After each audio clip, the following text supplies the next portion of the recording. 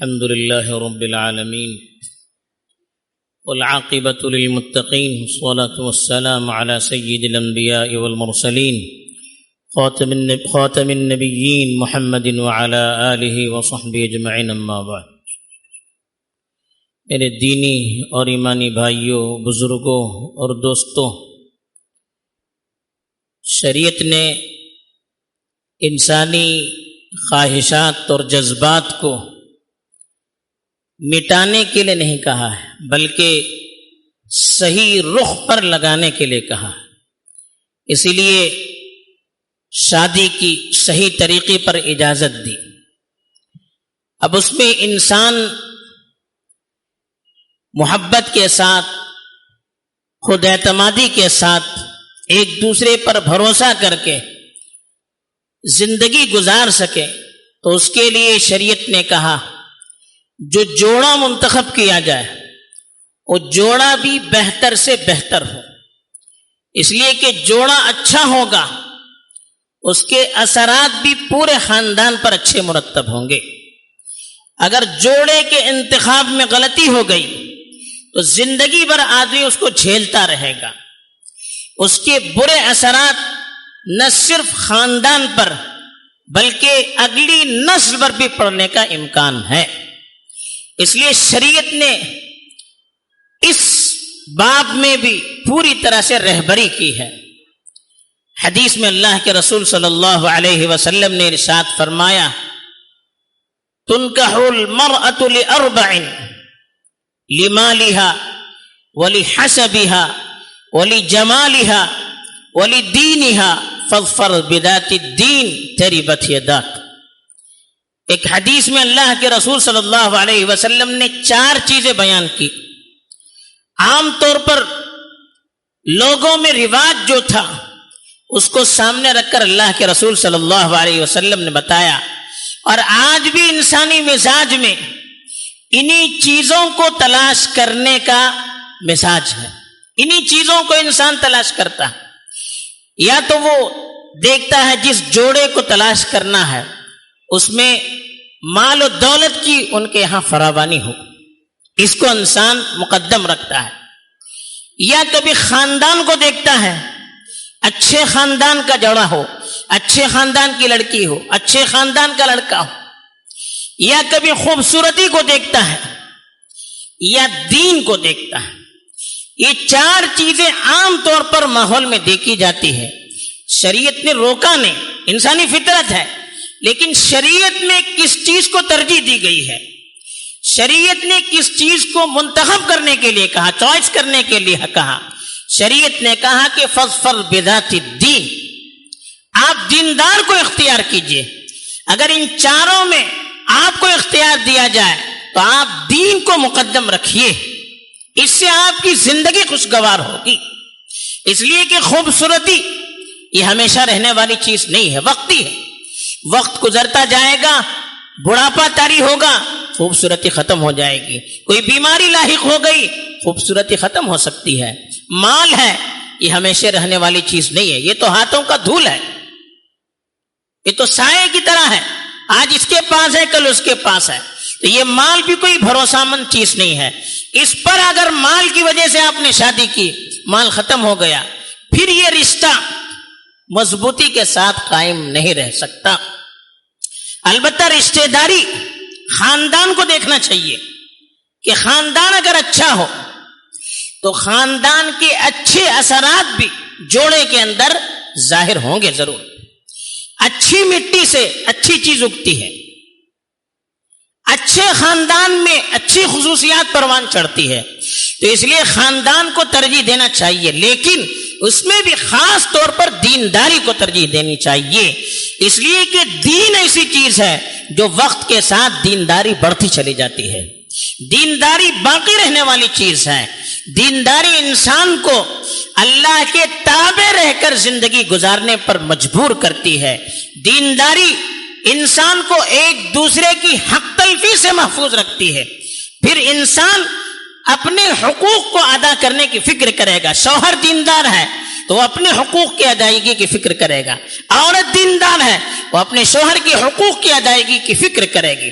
تو دینداری سے گھرانے پر بھی اچھے اثرات مرتب ہوں گے. پھر اولاد جو ہوگی اس کی بھی صحیح تربیت ہوگی. حرام سے وہ اپنی اولاد کو بھی بچائیں گے, خود بھی بچائیں گے. اسی لیے حضرت علی ایک حدیث ہے, اللہ کے رسول صلی اللہ علیہ وسلم نے ارشاد فرمایا, اذا خطب احدکم من ترضون دینہ وخلقہ فزوجوہ الا تفعلوہ تکن فتنة فی الارض وفساد عریض, او کما قال صلی اللہ علیہ وسلم. کہا کہ جب کوئی دیندار شخص تمہارے پاس پیغام بھیجے, یعنی تمہاری لڑکی کے لیے کوئی دیندار شخص پیغام بھیجے جس کے دین سے بھی آپ خوش ہیں, جس کی دینداری پر آپ مطمئن ہیں, جس کے اخلاق آپ کو پسند ہیں, تو آپ ان سے شادی کروا دیجئے. اگر ایسا نہیں کریں گے تو زمین میں فتنہ برپا ہوگا اور فساد مچ جائے گا.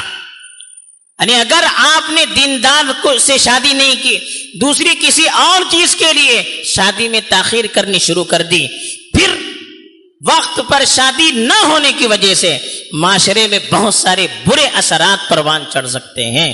اس لیے دینداری کو ترجیح دینے کے لیے کہا. پھر دوسری حدیث میں اللہ کے رسول نے مزید 2 چیزوں کی طرف اشارہ فرمایا. کہا تزوج الولود الودود فإنی مکاثر بکم الامم. ابو داؤد کی روایت ہے کہ ایسی عورت سے شادی کرو جس میں 2 صفتیں ہوں. ایک تو زیادہ بچے جننے کی صلاحیت اس کے اندر, اس لیے کہ شادی کے بہت سے مقاصد میں سے ایک مقصد یہ کہ نسل ہماری باقی رہے, امت میں اضافہ ہو. اولاد کی کثرت یہ بھی خوبصورتی ہے. لوگ سمجھتے ہیں کہ کہاں سے رزق کہاں سے آئے گا, کہاں سے اس کی ہم پرورش کر سکیں گے. یاد رکھنا چاہیے رزق ہر بچہ اپنے ساتھ اپنا لے کر آتا ہے, کسی کا رزق کسی پر منحصر نہیں ہے. تربیت کرنے والے اللہ ہوتے ہیں. جب اللہ تعالیٰ چیز دیتے ہیں اس کو کیسے نبھانا چاہیے, کیسے اس کو پروان چڑھانا چاہیے, اس کی صلاحیت بھی اللہ دیتے ہیں. یہ الگ بات ہے کہ ہم اس چیز کو صحیح استعمال نہیں کرتے ہیں, اس کی وجہ سے بعض مرتبہ معاشرے میں بعض برائیاں پروان چڑھتی ہے. تو اس لیے کہا کہ ایسی عورت سے شادی کرو جس کے اندر بچے جننے کی زیادہ صلاحیت ہو. اور دوسری صفت کہا ودود, جو اپنے شوہر کو ٹوٹ کر چاہنے والی ہو, اپنے شوہر سے زیادہ محبت کرنے والی ہو. اس لیے کہ اس سے رشتے میں پختگی آتی ہے, سکون ملتا ہے, اور پھر یہ رشتہ پائیدار ہوتا ہے, مضبوط ہوتا ہے. اب یہ صفات کہ وہ عورت اپنے شوہر کو چاہنے والی ہے یا نہیں, اس کے اندر بچوں کو زیادہ جننے کی صلاحیت ہے یا نہیں, اب یہ صفات کیسے دیکھیں گے؟ اس کے لیے کہا گیا کہ اس خاندان کی عورتوں کے بارے میں تحقیق کی جائے کہ ان کا اپنے شوہروں کے ساتھ کیا معاملہ ہے, ان کے ہاں اولاد کی کیا ترتیب ہے. اس لیے کہ عورتوں کے اندر عورتوں کی صفات ہوتی ہے, تو خاندان والی عورتوں کو دیکھ کر اس لڑکی کو ہم تلاش کر سکتے ہیں, اس لڑکی کے بارے میں تحقیق کر سکتے ہیں. ایسے ہی ایک اور حدیث میں مزید 2 صفتیں بیان کی. اللہ کے رسول صلی اللہ علیہ وسلم نے فرمایا صالح نساء قریش رکبن الابل احناہ علی ولد فی صغرہ وارعاہ علی زوج فی ذات یدہ. کہا کہ بہترین عورتیں جو یعنی سوار ہونے والی عورتوں میں بہترین عورتیں, مطلب کہ ہر عورت سوار ہوتی ہے, دنیا کی عورتوں میں بہترین عورتیں کہا کہ قریش کی نیک عورتیں ہیں. پھر ان کی 2 صفتیں بیان کی. کہا کہ بچپن میں اپنے بچوں پر بڑی شفیق ہوتی ہے, یعنی اچھی ماں ہوتی ہے. وہ بیوی کے اندر اچھی ماں بننے کی بھی صلاحیت ہونی چاہیے. اگر بیوی بچوں کی صحیح تربیت نہ کر سکے, ماں بچوں کو صحیح پیار نہ دے سکے, پھر وہ گھرانہ خوشحال نہیں رہ سکتا, اس کے اندر سکون اور اطمینان نہیں رہ سکتا. تو کہا ایسی عورت ہو جو بچپنے میں اپنے بچوں پر بڑی مہربان ہو, بچوں کا بڑا خیال رکھنے والی ہو, بچوں کی ہمدرد ہو, بچوں کے دکھ درد کو اپنا دکھ درد سمجھنے والی ہو, اور بچوں کی صحیح طور پر فکر کرنے والی ہو, یعنی ایک وہ اچھی ماں ہو. اور دوسری صفت اس کی بتائی کہ وَأَرْعَاهُ عَلَى زَوْجٍ فِي ذَاتِ يَدِهِ، شوہر کے مال کا خیال رکھنے والی ہو، یعنی ایسی عورت جو اپنے شوہر کی کمائی کو بھی دیکھ کر خرچہ کرتی ہو، اس کے مال کی حفاظت کرنے والی ہو۔ آج بڑے مسائل اس میں بھی پیدا ہو رہے ہیں کہ عورتوں کے مطالبات شوہر کی کمائی سے بڑھ کر ہے، شوہر کی کمائی چھوٹی ہے، بیویوں کے مطالبات بڑے ہیں، اب وہ پورا نہیں کر سکتا تو پھر تال میل نہیں رہ پاتا ہے، آپس میں غلط فہمیاں ہوتی ہے، آپس میں دشمنیاں ہوتی ہے، لڑائی جھگڑے ہوتے ہیں، خلا اور طلاق تک کے مسئلے آتے ہیں۔ اور کبھی شوہر مجبور ہوتا ہے گھر والوں کے مطالبات کو دیکھ کر کہ وہ غلط طریقے سے پھر کمانا شروع کرتا ہے، وہ دیکھتا ہے کہ صحیح طریقے سے کما کر میں اپنی گھر والی کے مطالبات پورے نہیں کر سکتا، پھر وہ غلط طریقوں کو اختیار کرتا ہے۔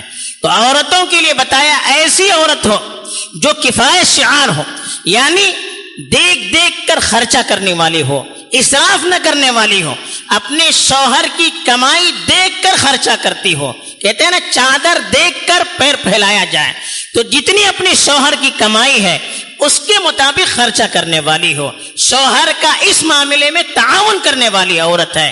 اچھی عورت اگر ایسی گھر میں رہتی ہے، کفایت شعار عورت ہوتی ہے، شوہر کے خرچے کا خیال رکھ کر، اس کی کمائی کا خیال رکھ کر خرچہ کرتی ہے، تو پھر وہ تھوڑی سی چیز پر بھی اپنے گھر میں گزارا کر سکتی ہے، اور اس تھوڑی سی چیز میں بھی اپنے گھر کو وہ جنت بنا سکتی ہے۔ تو یہ تقریباً 9 چیزیں ہیں یہ اللہ کے رسول صلی اللہ علیہ وسلم نے بتائی ایک بیوی کے اندر ہونی چاہیے۔ اور ایک آخری 10ویں چیز جس کو فقہا نے بھی بڑی تفصیل سے بیان کیا ہے وہ ہے کفاءت، یعنی 2 جوڑے جو ہوں میاں بیوی ان کا لیول بھی برابر ہو۔ اگر آپس میں رشتہ مل کر آنا ہے تو دونوں کا ایک ہی معاشرے میں ایک ہی لیول کے ہوں، ایسا نہیں کو مالدار بہت زیادہ عورت ہے، شوہر بہت فٹیچر ہے، یہ نباہ نہیں ہو سکتا۔ عورت بڑے خاندان والی ہے، شوہر بالکل چھوٹے خاندان والا ہے، یعنی معیار کے اعتبار سے، سطح کے اعتبار سے چل نہیں سکتی۔ پیشے الگ ہیں، عورت ہے جو بڑی تاجر کی لڑکی ہے اور لڑکا بیچارہ دوسرا کوئی ایسا کام کرنے والا ہے جو ان کے یہاں نبتا نہیں ہے، ہو نہیں سکتا۔ رسم و رواج دونوں کے الگ ہوں، لڑکی اور لڑکے والے کے، تو یہ رشتہ چل نہیں پاتا۔ اس کو کفاءت کہتے ہیں، یعنی برابری۔ اس کو بھی دیکھنا چاہیے، خاص طور پر عورت والوں کو کہا گیا، عورت کے باپ وغیرہ کو، کہ جس لڑکی کو آپ جس خاندان میں دے رہے ہیں اس خاندان کا لیول بھی دیکھ لیجئے کہ آپ کی لڑکی وہاں ٹک سکے گی یا نہیں سکے گی، رشتہ آپس میں نبھ کر آئے گا یا نہیں آئے گا، اس کو دیکھنے کے لیے کہا۔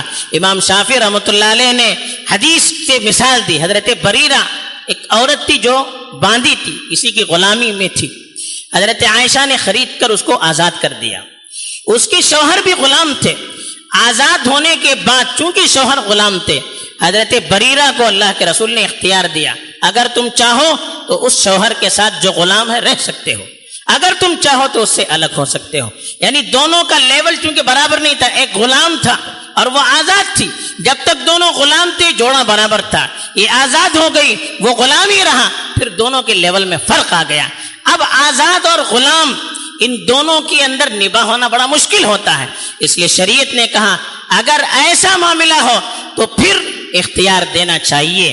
حضرت علی کی روایت ہے، 3 چیزوں کے بارے میں فرمایا کہ اللہ کے رسول نے ارشاد فرمایا جب 3 چیزوں میں تاخیر نہ کی جائے، نماز کا وقت ہو جائے تاخیر نہیں کرنی چاہیے، جنازہ حاضر ہو، جنازہ تیار ہو کر حاضر ہو، پھر نماز کا بھی انتظار نہیں کرنا چاہیے، فوراً کرنا چاہیے، یہ افضل ہے۔